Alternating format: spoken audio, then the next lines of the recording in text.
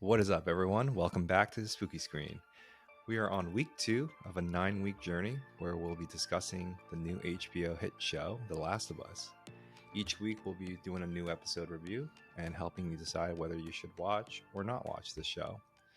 Today, we'll be discussing episode 2. Spoiler alert, we all liked it. There you go. With me are my hosts for tonight's discussion, Nick, Noah, Johnny, David. If this is the first review that you're watching, we're going to ask you guys to go back to episode 1, watch that, and then make sure you watch episode 2 because there will be spoilers in this episode, and then come back and watch this review. So without further ado, let's dive into it. Episode 2, The Last of Us, premiered on Sunday. Nick, Noah, David, Johnny, once again, did you like this episode or did you not? Can you give a big thumbs up or thumbs down for our audience? 2 thumbs up. All right, there you go. Deuce. Great. So it seems like all of us are still enjoying the show for the most part. Like, I guess I really want to just kind of do a quick roundtable. Like, could you give me just like one or two things that really stood out to you in this episode that you enjoyed? Don't be I excited, like though. I will be really excited. Yeah, don't bring too much enthusiasm to this Okay, recording. sorry. You might scare off our audiences. Dial it down. Woo! Simmer down. All right. Yeah, Well, arms you're up. at first. 15. I Arms up need for you to bring it to a confidence. 6. Arms up. So, Just hold them, hold. That's actually a punishment when you're a Korean kid growing up. God, in the 90s. really? Yeah. You have to Sorry. kneel in You the just corner. brought and back a raise lot your of hands. hunting memories for all our Korean viewers. now. Ton of PTSD. What if we yeah. just start the whole podcast? We're all doing this. okay. So, let's move on. I'm continually enjoying the show. I love that it's mostly a faithful adaptation of the game, and I love the game. And most of my enjoyment spawns from seeing other people that have never played the game get to experience the story. So that's where most of my enjoyment is coming from. I will say there's a few small changes that the show's making that makes me a bit concerned about later in the story, but we can talk about that later. But Yeah, yeah, we'll get to I do love where the show so far. So Noah's basic memo, episode 7, 8. You better watch out. He's coming for watch you. out. Ooh. David, what about you, man? What did you think about this episode? Yeah, I really enjoyed episode 2. I think it was a great continuation from episode 1 with the addition of really exploring the outside world threat and giving us like a little bit of taste of what it's going to be like for the rest of the season. Nice. Well said. Cool. So, Nick, you next, man. What about you? I really enjoyed the clicker scene. To me, that had to be something that had to be done very precisely because it's really easy to just make a monster a mindless zombie, and it's really easy to offend fans of the game. And that was something that had to be very, very spot on. And I'm very happy to say that they did fantastic at that. It was a tightrope, and they did a great job.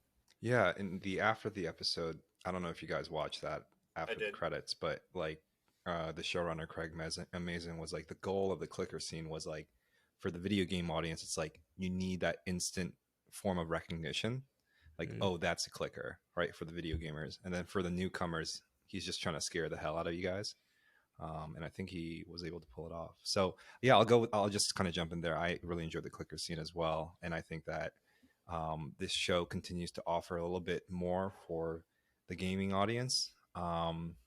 Dave, you're giving me seasickness right now, man. I'm gonna need that laptop to settle down on those high waves.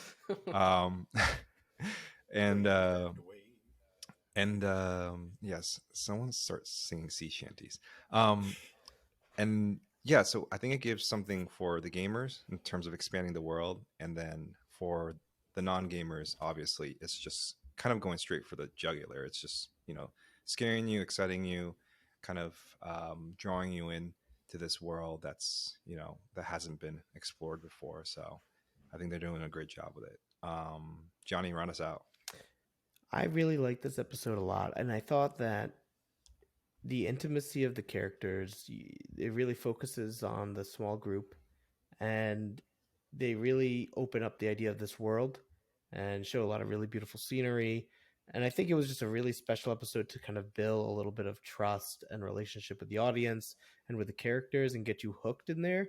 And I think from here, it's probably not that it didn't ramp up already, but I think here was like a little bit of a test to show dynamics, and now that that's established, they can really amp it up. So I'm Yeah. excited. I think it's just going to get faster and better all the time. Yeah. So I think what 7 more weeks to go, right? So we have a bit of a long journey ahead of us. I think, you know, if you if you haven't seen the episode, we're gonna kind of break down episode 2 kind of into bits, and let's start out with Indonesia, right, where the episode opened. Johnny, did you, Yeah. what did you I think? mean, I wanted to talk about this because I the first episode had a great intro and I was really impressed by it. I actually stopped the show and rewatched it and made my wife watch with me. And this one I thought the same. I really liked the intro. I like that it cuts away from the world that you know for a minute. It gives backstory. It gives validity to the larger world establishment. It gives you context of how this happened. I thought it was great. It's a little refresher. It's a little um, it's academic, it's interesting. They're creating a whole environment that you can understand the context of the world you're about to walk in through this lens. So I give it props. I thought the doctor was super great, the fungus specialist. I thought the intensity of like the military approaching her, the examination of the cadaver, like all of these Wait, things was super really important impressive, and question then the there. conclusion. Were you Yeah. scared about that cadaver? Because I was. Oh yeah, the way it was shot was so well done, and I was waiting for like the cadaver eyes to pop open or someone to bite her, and then at the moment where she extracts a piece of the fungus and it moves, like I jumped a bit because the tension was super high. So I thought that was such a well done sequence to intro and completely new, right? Like Jakarta, Indonesia, you would have never thought this would have been the opening scene of episode 2. It's just such a great shake up to start the episode. Yeah, and then they were talking about like the wheat factory and flour being like a perfect substrate. I don't even know what that word means, but it sounds fancy Sounds and it like it's works. good for fungus, Yeah, and it's then good for fungus. the escaped person who's on the loose and about to Yep. spread this thing like wildfire. Yeah. I enjoyed it too. I think it did a great job of like expanding the world for us gamers, right? Nick and Noah, we're the gamers in this group that have played both video games, part 1 and part 2. And I think the acting by the professor was fantastic. Her delivery of that one word bomb Boom. was, like it's just like, Very spot touch on. perfect. Very Yeah, real. spot on. It And felt very just brave, that scene. It takes bravery to say something like that in those moments, and it was shocking. I thought it yeah, was great.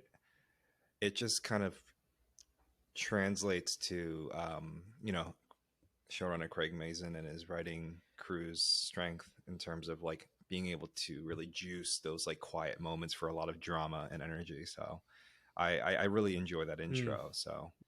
So like we make our way through the episode, right? And we kind of learn more about the infected this episode through Tess when she's speaking with Ellie on that rooftop, and they're looking out at like I think if I have it right, it's like near, if I'm pronouncing this correctly, Bostonians don't come after me, Faneuil Hall and Quincy Market. If you've ever been in Boston, it's like this area where it's right in front of the museum that they enter, and it's like got a lot of food stalls and stuff like that. But anyways, overlooking it, there's a ton of bodies kind of interconnected, and Tess explains how this I guess cordyceps connection communicates with all of them. And no, I want to kind of get your thoughts on, that I guess exposition. Like, what were your thoughts about how Tess broke it down for Ellie? Do you mean the hive mind? Yeah, basically the hive mind. Yeah, I was trying to avoid saying Yes. that until you had a I'm chance to. sorry. No, you're fine. You're good. Well, you kind of threw me into the ring. I thought I was after the clickers. Oh no, No, okay. no. This came What? before, right? This came before the clickers. So I'm just Yeah. going in chronological order. So in my discussion of if I liked the episode, I made mention to a small change that could have significant impacts later in the show. And this is a significant change from the video game, which is that the infected are now part of this hive mind. Like the fungus pretty much infects everyone, and whoever it infects, it pretty much has control of. Think Stranger Things season 3, right? In where they all were connected to what's his face. I don't remember his name Vecna. now. Not No? Vecna and The Oh, the other Mind guy. Flayer. The Mind Flayer. Mind Yeah. Flayer, Mind Flayer, Yeah. yes. Or the Zerg, Or the Zerg. Halo with or the Flood. what was the ones in Mass Effect? The robot people. Oh yeah, I Oh, forgot. it's on the tip of my I don't know. It's on the tip But of my let's tongue. move on. Yeah, let's keep Yeah, going. let's move on. Well, it's we just get been it. Yeah, we'll get it. yes. So the hive mind, it's a concept that you see a lot in this type of story, and for me, I do not like the change that they made. Mm-hmm. I understand that they wanted to kind of get away from the spores, right? They thought the spores didn't really make sense in the world that they were creating. They were afraid that if there was such thing as spores, it would, possess all these people. Like everyone would already be infected if there were spores. Yeah. So they went with this, this bite thing. Sorry, that was completely. Do you think they overthought it a little bit then? Like, the video game had for our non-gamers who are listening, video game had spores. They didn't have the tendrils that Tess was describing in the show. So it was spores that infected people, and they would wear these gas masks. But Noah, what did you think? Did you think like they just kind of I think overcomplicated it? It's funny because I never really thought about it playing the video game, because it's like, oh, there's these fungus zombies. Like, yeah, you can make whatever lore you want about them. Like this, just because there's spores in there doesn't mean everyone can be affected because you're the one that's writing the rules. So I just figured, if you're in a small space and there's spores, you get infected. If you're if you're bitten, you get infected. It was a very simple concept, and I do think that they kind of tried to overthink it and over explain it and kind of accidentally convoluted it in the process. And then they add this extra addition of this hive mind where basically if you do something to one of the infected you step on one tendril, and like everyone infected knows will come running towards it. Yeah. I think it's going to cause a lot of problems later in the story because you really can't just have any affected can't just see you now, right? Mm-hmm. If one sees you, then they all see you. And we kind of even I saw a little bit of a plot hole in this episode as well, where the clickers are pretty well aware that there's victims in their museum, right? Mm-hmm. And Gil the whole Tassinelli. Yeah, and the whole horde of infected that they reveal that Tess is explaining to Ellie that they're all connected. They're not made alert when the clickers are made alert. So it's kind of like a break in the concept for me. Like I'm not sure really how the rules are working now. Where, like you said, the video game it was much more simple. It was if you breathe in the spores, you're infected. If you get bit, you're infected. That's all it really needed. But now you add this extra hive mind layer, which really convolutes it, and also kind of, I just think it's going to shoot them. They're just going to shoot themselves in the foot later on. Yeah, I agree and disagree. I think they did kind of overcomplicate it, but I do think that if I'm seeing it with fresh pair of eyes, right, and I'm not because I did play the games. I can see why they want to kind of dig into a little bit further, raise the stakes a little bit higher, and just provide avenues for which they can kind of throw danger at any given moment versus relying on something that seems as unthreatening as like pollen or spores. So I get it. I get the changes that they made, but I can see your point where like it could end up exposing some plot holes or some inconsistencies in show logic. Like, let's see how it plays out though. Like I think still you're kind of intrigued enough to hang on and see how this whole hive mind tendril thing will play out in future episodes, right? Yeah, I mean, I hope I hope it all works out and it doesn't cause this catastrophic drift from the adaptation that they're going for. Yeah. I think that I'm more of a chaos type of guy. Chaos scares me more than order, and the hive mind brings more order to something that I just think the theme of the show is more dog eat dog. This every man for himself, which the infected always represented to me. Like they're the worst that mankind can be. Yeah. Just this brutality and chaos, and the hive mind kind of undermines that a bit. But yeah, I will continue to watch, and I'm not going to poo poo on anything until it's deserving of poo poo. So You're not going to be the resident cynic yet. Just yeah. yet. That hat This is just coming from a video game. Noah's like player, slowly right? reaching into his closet for that hat, but he hasn't put it on yet. No. I'm gonna be respectful. Yeah. All right. Cool. So you're still in it for the ride. Mhm. So yeah, I guess the Tess, Ellie, Joel, they kind of continue through, and I guess the big climax of this episode, right? Well, actually, no, I lied. It's not the climax, but one of the big events of the show is finally the run-in with the two clickers in the museum, the Revolutionary War Museum, and I want to kind of get like the gamers take versus the non-gamers take, because that's what Craig Mazin was talking about, and I'm trying to be like artistic like him here. So David, you're the non-gamer of the group, so what did you think about that experience? Like, what did you think about these clickers that you've seen for the first time? All right, the clicker scene. Yeah, I thought it was really well telegraphed as a viewer and like as a non-gamer. We talk a lot about horror, and we talk a lot about like horror scenes and movies on this channel. And I thought throughout the episode, it did a really good job of building it up. The first inkling of it was when Ellie, Joel, and Tess were wading through the hotel water, and Ellie's like, "Is there really like?" And she's like describing the different types of infected, and she's like, "Is there really one that like explodes with spores?" And then she's like, "Is there really one that's blind like a bat?" Mm-hmm. And like Joel and Tess like they pause at that, and they like look terrified. And as a viewer, I'm like, "What are they? What's she talking about?" Right, because you have no idea. You've Yeah, never seen these guys before. And yeah, all you know of is like the little snippets we saw from episode 1. Like I didn't watch any spoilers. And then you see the guy that's torn up when they get to the museum. And then you get Joel's line. He's like, "From this moment on, we're silent, not quiet, silent." Perfect. And to me, I was dialed in. I thought those were 3 really good telegraphed pinpoints about what is going to happen next. And they kept the tension going really well. They were kind of like twisting the screws. Is that what you're basically saying? Right, like you didn't know when the tension was going to release, Yeah. even though they had built it up for so long. But you also were heightened. You're just heightened.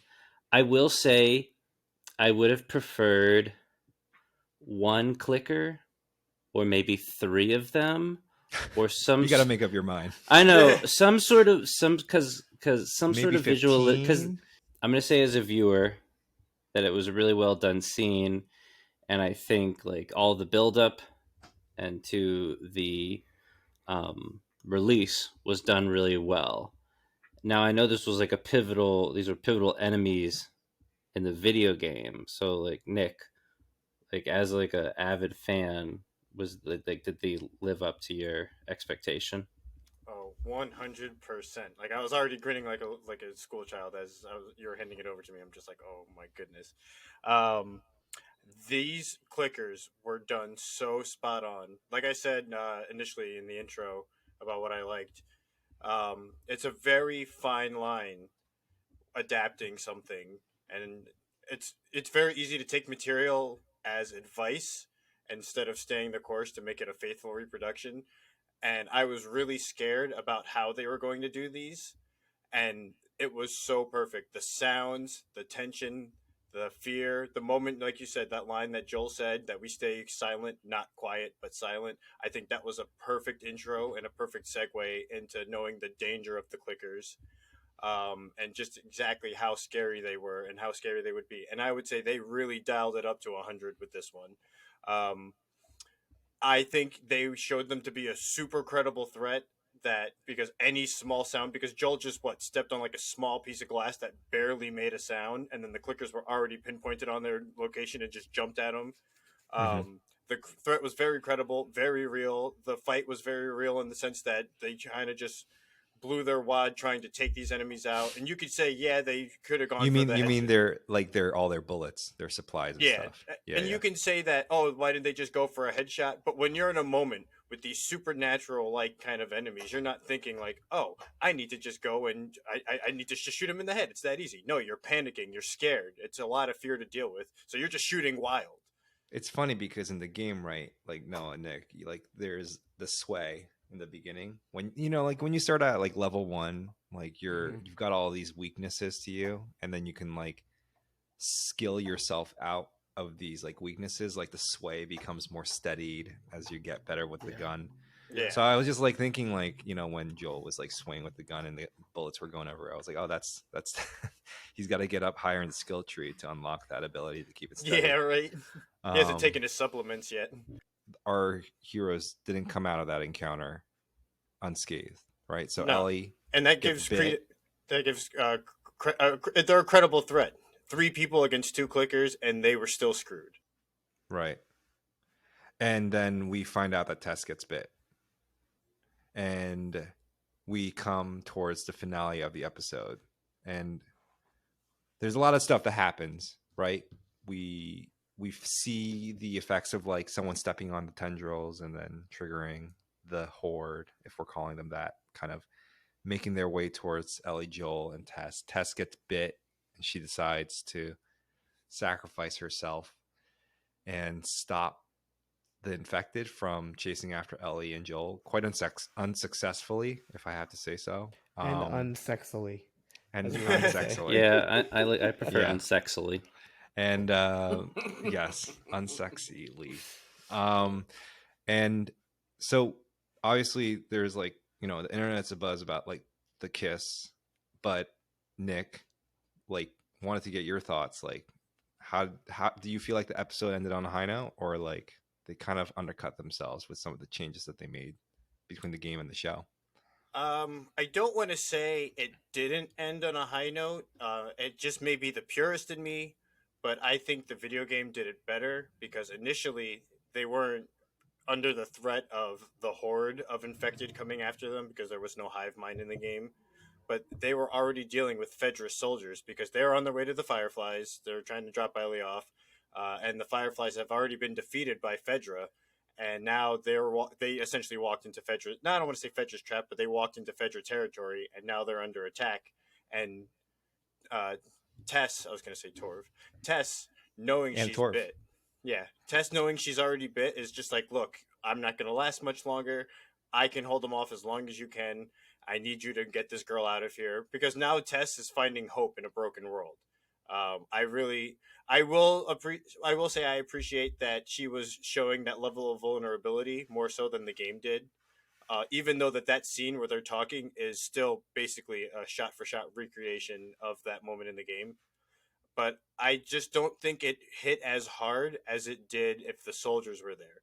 Because those are a more credible threat in the sense that there are people that can keep hunting them as opposed to just being like, oh, I'm just going to sacrifice myself. So, like, I don't know. Maybe it's just, like, again, it might be the game purist in me, but it just didn't hit as hard. I don't want to say it was completely ruined or it undercut itself, but it just didn't hit as hard as I would have liked it. Yeah. Dave, to kind of balance this out from like your non-gamer perspective, like, did you feel like the episode, like everything, how it kind of just all concluded, do you feel like they went out in a high note? Like, was there anything that kind of gave you pause, for experiencing it for the first time? I want to kind of hear your perspective there.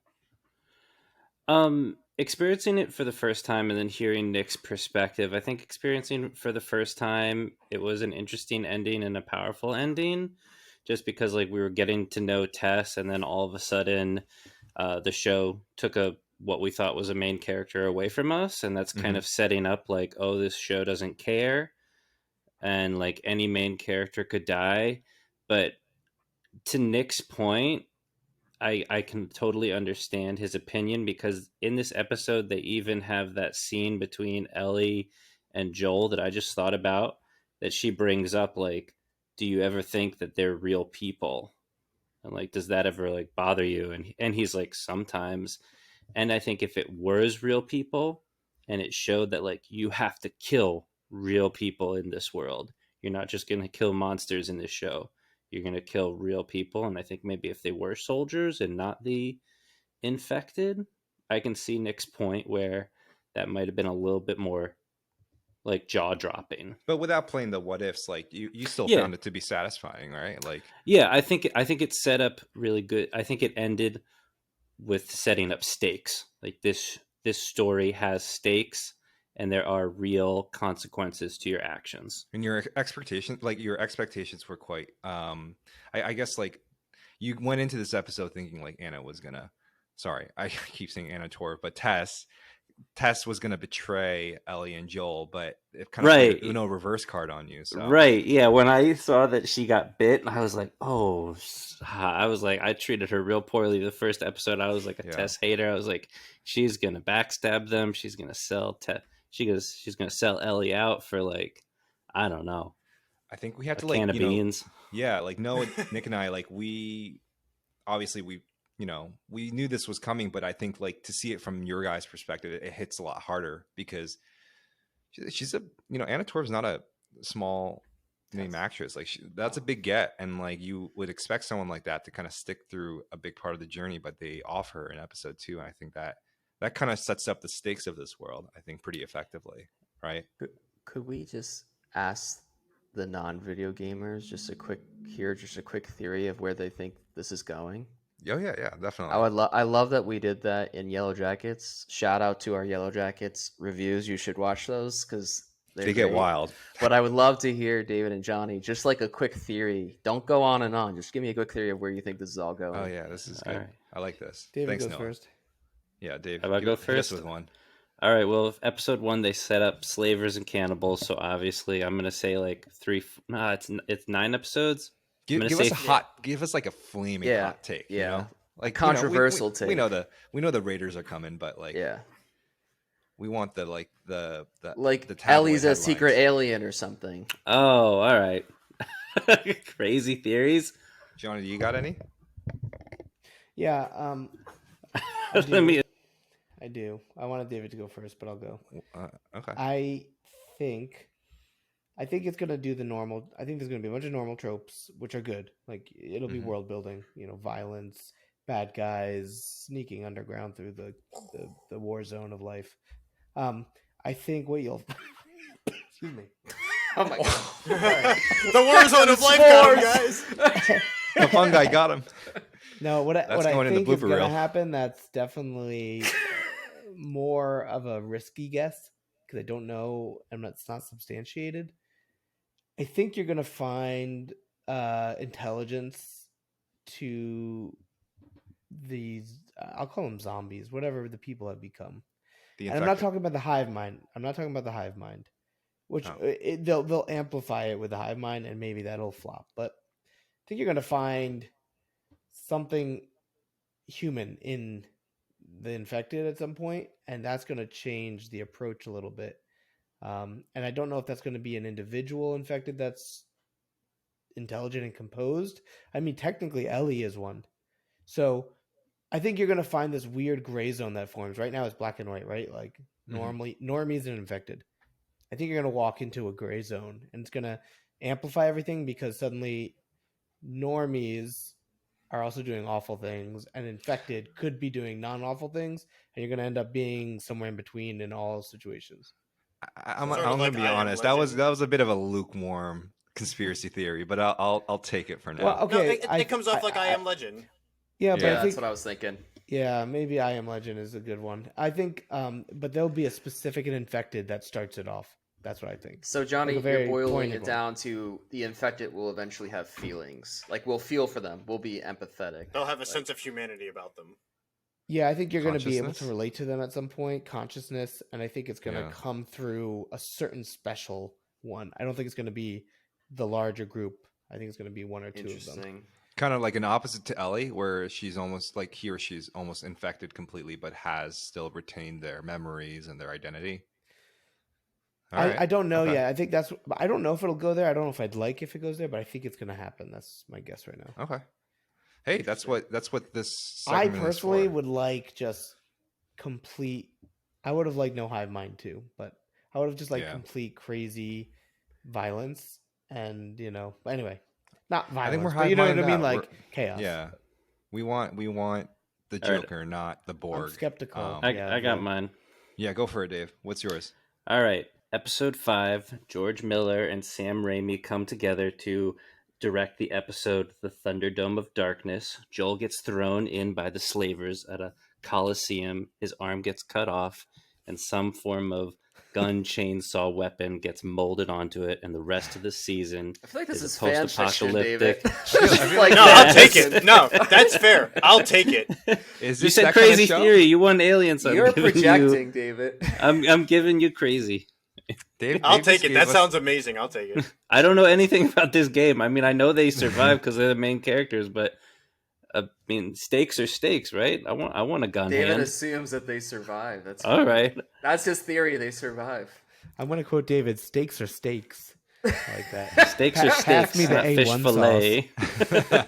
Put some A1 sauce on that All theory. right, fine. We'll take it. So conscious zombie and a chainsaw hand. It's very hard to know where this show is going right now, to be honest. Yeah, I agree. Which is but why I think I'm is still that a interested. good thing, right? That's a Yeah, good yeah, thing. that's why I'm Yeah, interested. yeah. I think Yeah. shows there, like Yellow Jackets is a good example, and there's been other shows where they part of their hype is drawing out the you don't know where it's going, and then when you do find out, it's a big letdown usually.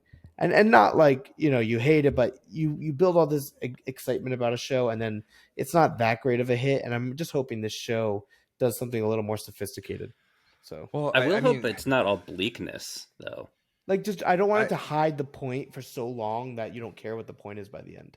right. That's yeah. a good point. That's fair. Point taken. A1 sauce on Points are points. Yeah. A1. Point. Let's put some A1 Points on don't that. matter.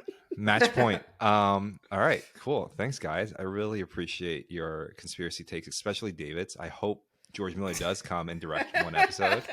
Oh, The 'cause Thunderdome of Darkness. that Or guy like a needs Fury Road. Oh man, no. that guy needs, just these small little projects to fill in his time. Otherwise, he's going to be out in the desert directing action movie Mad epics. Max 12.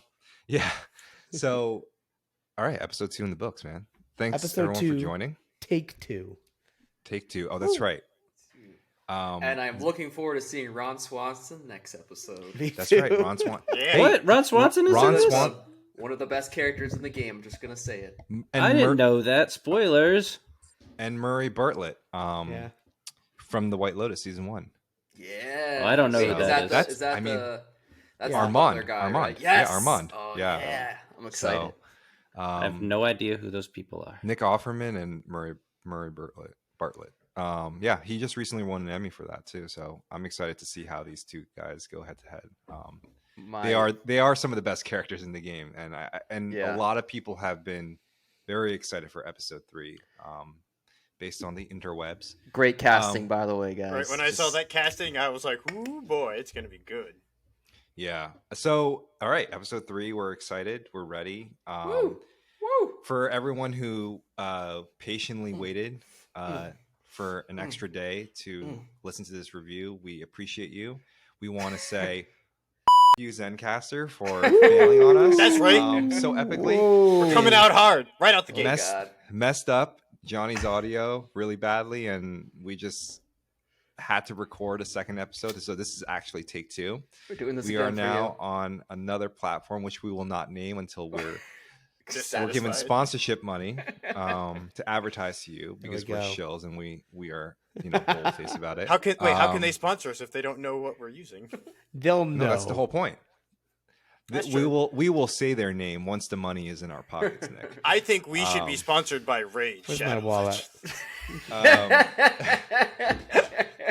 So You sponsor everyone else, sponsor us. let me close this out. So share, like, subscribe to our videos. We're also available through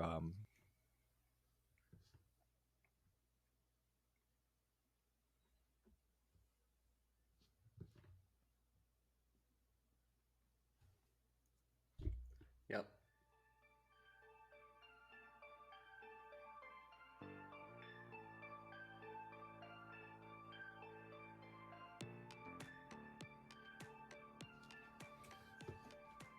Night. See you guys.